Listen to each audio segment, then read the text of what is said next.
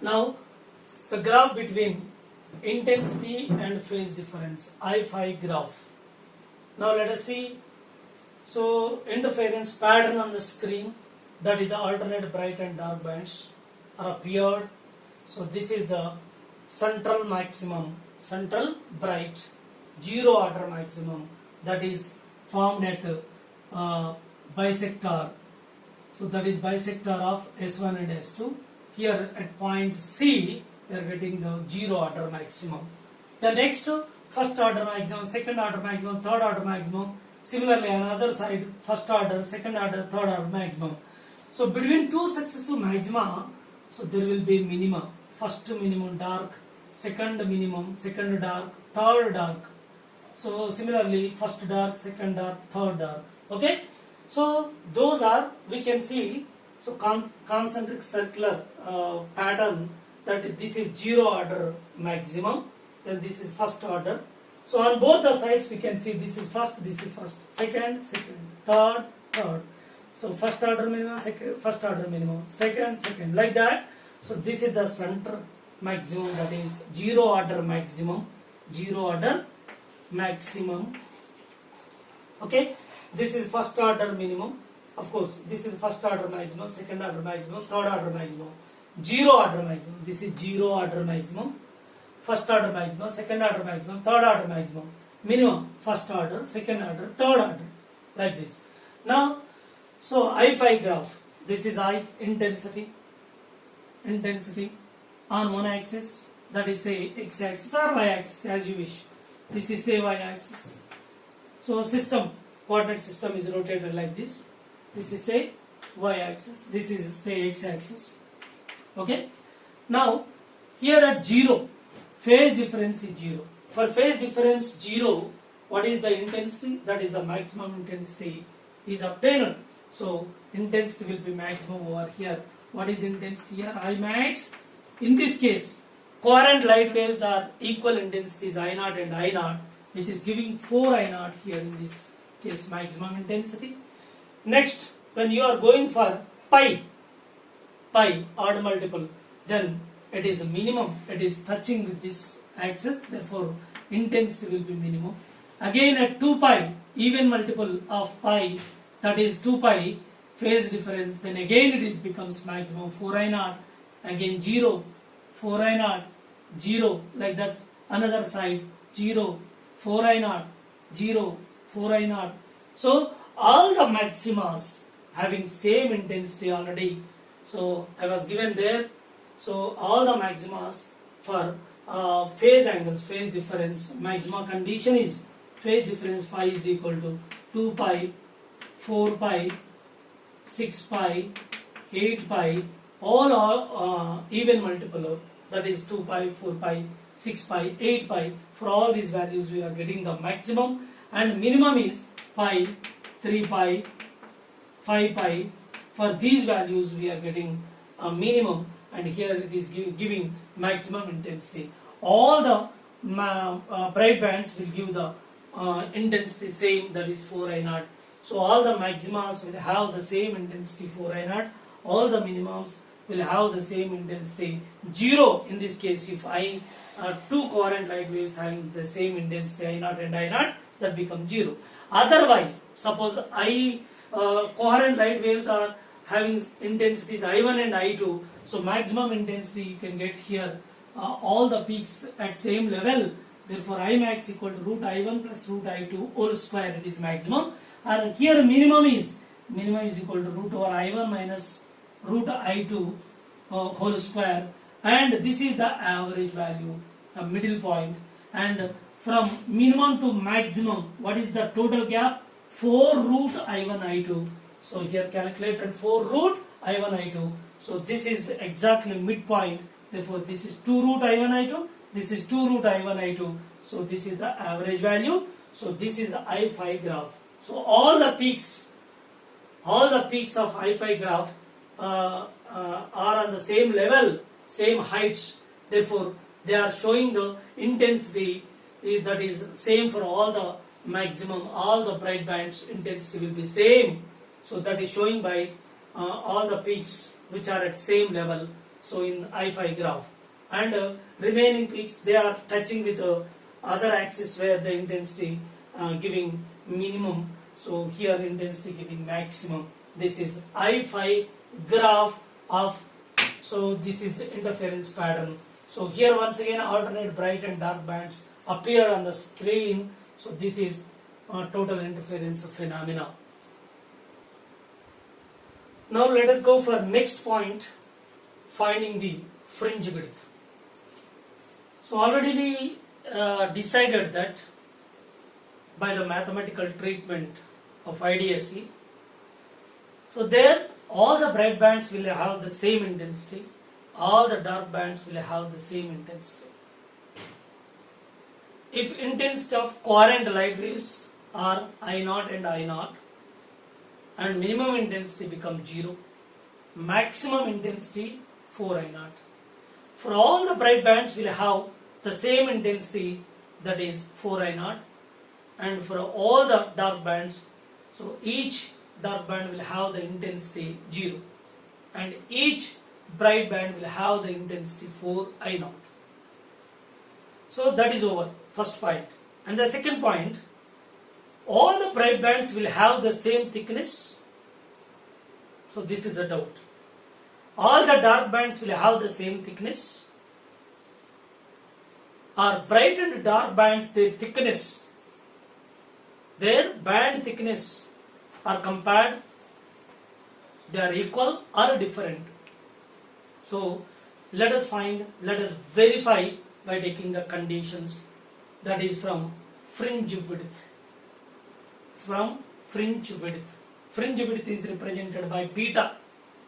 So the question is here, we can decide whether all the bright bands will have the same thickness, all the dark bands will have the same thickness, bright and dark bands compared together, then having same thickness or different thickness. Let us verify.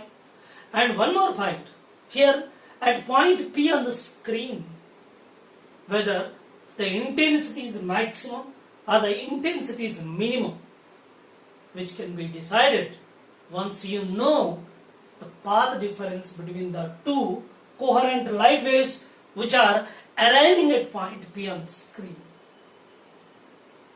Or if you know the phase difference between these two coherent light waves, you can also estimate whether the intensity is maximum or minimum at given point P. Or if you know the path difference between these two coherent light waves which are arriving at point P on the screen by the superposition, whether P is the maximum intensity or the minimum intensity, that can be decided if you find the path difference between these two coherent light waves which are arriving at a point on the screen. Okay, so overall, so to decide the intensity maximum at point P, to decide the intensity minimum at point P, you must know the path difference between these two coherent light waves which are arriving at point P on the screen. Okay, let us find them. And before going to that, what is the fringe width? What is the fringe width? That is the distance between two successive maximas, or the distance between two successive minima is defined as fringe width. See here, this is maximum, this is maximum, this is maximum, this is maximum, this is minimum, minimum, minimum. Right? The distance between two successive minima means the minimum will have its own thickness, maximum will have its own thickness. Right? So that reference line is taking exactly from the middle of the given minimum or dark band. Dark band, from where we are taking? From midpoint of the dark band to next midpoint of the dark band, that is giving the fringe width.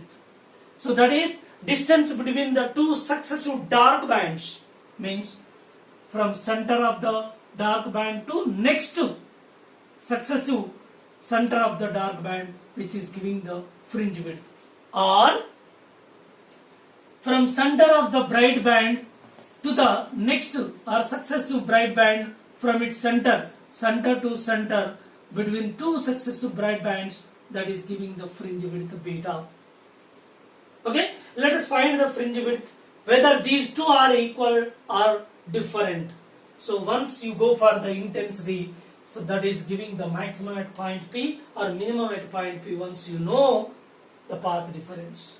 After finding the path difference, the order of fringe at point P can be estimated.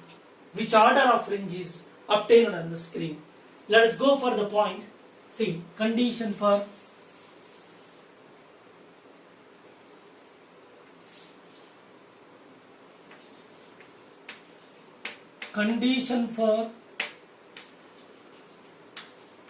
bright band.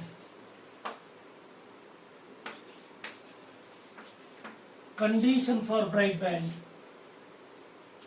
Bright band in the sense maximum intensity. For bright band, that is maximum. For bright band, that is maximum. Path difference is equal to n lambda. Already we discussed at this point. Path difference should be even multiple of lambda by 2 or directly. So that is path difference n lambda. Right? And we know that path difference is calculated over here. How? See here. So in this case there is a point source and S1, S2 are virtual sources, coherent light sources. The light is incident on it. Now it is a monochromatic light. A monochromatic light, point source, and that monochromatic light is incident on the two slits. And S1 and S2 act as sources. Which sources? Virtual sources. They are known as coherent light sources. They are allowing the two light waves. They are coherent light waves. So these coherent light waves both are superposed and reaching at a point on the screen where we are going to find so which order of maximum is appeared there, which order of minimum is appeared there. So once you calculate the path difference, you can estimate that. So now distance between the screen and the two slits is capital D, and distance between two slits is small d. Distance between the slits and the screen is capital D, and distance between the two slits is small d. Okay, so C is the perpendicular bisector of S1 and S2. C is perpendicular bisector of S1 and S2. Now, here small d is less than capital D. Very negligible. Therefore, whenever these two are arriving at point P on the screen and this angle made by this line drawn from the bisector to this point P, it's very small angle theta. And here this is the path travelled by the first coherent light wave x1 and the path travelled by the second coherent light wave is x2. Okay, so x2 is greater than x1. How much greater? Just you take the perpendicular line over here. So this is say n and this is midpoint is say m. Now a right angle triangle is framed here. This is angle theta. This is theta. This is also theta. Okay, right? So here this is a slit S1 to S2 and this is a triangle. A normal is drawn here. This is normal. This is n. This is the angle theta. So this is a d, small d. Okay. So from this triangle S1, S2, n, and second one MCP or MPC. Right? There are two triangles here. So point P. These two light waves are giving the resultant at point P, that is at a distance of y from the central maximum. This is central maximum. C is the central maximum or zero order maximum. Okay, from triangle S1 S2 n sin theta, from this sin theta is equal to opposite side. What is this? Path difference delta x, opposite side path difference delta x by hypotenuse small d. Keep it aside. Delta x is the path difference between the two coherent light waves. Okay, and from triangle MPC, right angle triangle, Again tan theta is equal to opposite side y by this one capital D, equation 2. D is less than capital D. Then so what happens, theta is very small. So theta is very small, sin theta definitely will be equal to tan theta nearly, right? Delta x by D is equal to sin theta equal to delta x by D. Okay, it is equal delta x by D is equal to y by D, and simplifying delta x equal to yd by D. So this is the path difference of the two coherent light waves which are arriving at a point on the screen. Okay, now path difference is how much? Yd by D, y small d by capital D. It's very important point. It's very important relation. So every time while solving the problem, so which can be used so many times to solve the problems, because it is very important relation. Once you know the path difference, you can estimate the maximum intensity, minimum intensity, whatnot. So once you know the path difference, you can estimate the phase difference. Once you estimate path difference and phase difference, you can decide whether it is a maximum intensity, minimum intensity. If a maximum intensity, that intensity is how much, you can easily find or calculate. Alright? So this is very important relation. And based on this, so path difference, once you know, you can decide at point P which is maximum or minimum, or bright band or dark band. If it is bright, which order of bright is appeared. If it is dark, which order of dark is appeared. Okay, let us see that. So here condition for bright band, for bright band, so maximum intensity delta x equal to n lambda, and we know the path difference already calculated from this triangle, from this diagram. So delta x is equal to yd by d. So this is equation, of course this is equation 1, this is 1, 2, of course this is 3. So no need to give the numbers, leave it. Delta x equal to n lambda, delta x equal to yd by d. Can we equate them? Yeah. So yd by d is equal to n lambda. From this, y is equal to n lambda d by small d. This is the distance of the point P from the central maximum. Central maximum, where the maximum intensity will appear, where the bright band is appear. Why? Because the condition for bright band from which we are finding y. At this distance from the central maximum, so we are getting the maximum intensity. That is, bright band will appear at point P. So under this situation, y is equal to n lambda d by d. So let us consider that put n is equal to 0, then y naught equal to 0. Y naught is 0, means y is equal to 0. Simply say it is y is equal to 0. N is equal to 0, y is equal to 0. That is y naught, say.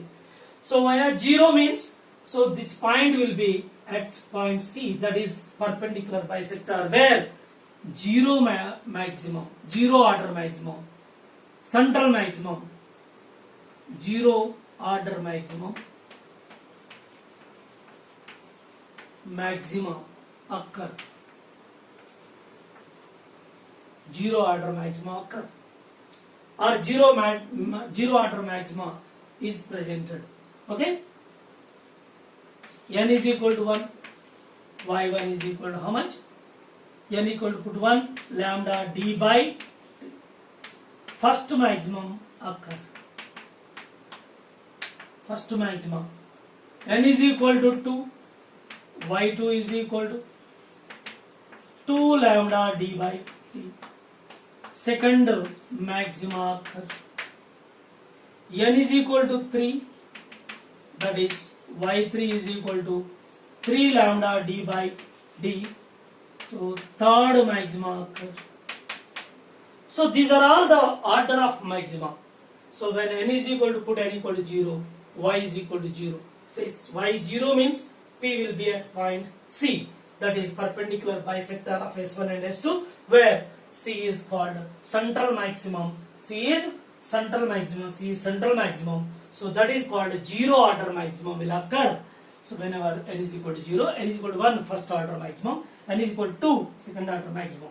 What are the distances? Y is equal to 0 central maximum. Y is equal to lambda d by d first order maximum. Y is equal to 2 lambda d by d second maximum. Y is equal to 3 lambda d by d third maximum. Like that. So maxima will occur. Then finally, so fringe width. When we go for the fringe width condition, fringe width